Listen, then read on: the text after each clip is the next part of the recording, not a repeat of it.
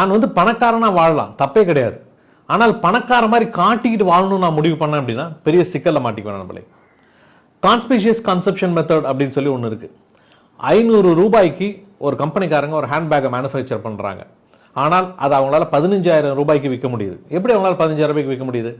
அவங்களோட target customer யாருன்னு சொல்லி கேட்டிங்கன்னா மிடில் கிளாஸ் பீப்புள்ஸும் லோயர் மிடில் கிளாஸ் பீப்புள்ஸும் அப்பர் மிடில் கிளாஸ் பீப்புள்ஸ் தான். ஏன் அப்படின்னா ரிச் பீப்புள்ஸ் ஆட்டோமேட்டிக்காக ஒரு 5 பேர் அந்த பேக்கை வாங்கிடுவாங்க 15,000 ரூபா கொடுத்துட்டு. அப்போ இந்த மிடில் கிளாஸ் பீப்புள்ஸ் இருக்காங்களா, அவங்க வாங்கியிருக்கிறாங்க அப்படிங்கிறதுக்காகவே அந்த பொருளை போய் வாங்குவாங்க. 500 பேர் வாங்குவாங்க. 5 பேர் வாங்குறத பார்த்து 500 பேர் வாங்குவாங்க. இந்த 500 பேர் தான் அவங்களோட டார்கெட் கஸ்டமர்ஸ். அதாவது பணக்காரங்க மாதிரி தெரியணும் அப்படிங்கிறதுக்காக போய் அந்த பொருளை வாங்குறது. இதுதான் அந்த கான்ஸ்பிஷியஸ் கன்செப்ஷன் மெத்தட் அப்படின்னு சொல்லி சொல்றாங்க. இந்த ஒரு விஷயத்தை நீங்கள் மாட்டிக்கிட்டீங்க அப்படின்னா உங்ககிட்ட இருக்கிற பணம் உங்களை அறியாமல் நிறைய செலவாகிட்டே இருக்கணும் நம்மளே. ஸோ பணக்காரங்களா வாழுங்க, தப்பே கிடையாது. ஆனால் பணக்காரமாக காட்டிட்டு நினச்சி நீங்கள் வாழ்ந்தீங்க அப்படின்னா கண்டிப்பாக சிக்கல்ல மாட்டிக்குவீங்க. இந்த ஒரு தப்பை மட்டும் பண்ணவே பண்ணாதீங்க நம்மளே. நன்றிகள் உங்களுக்கு.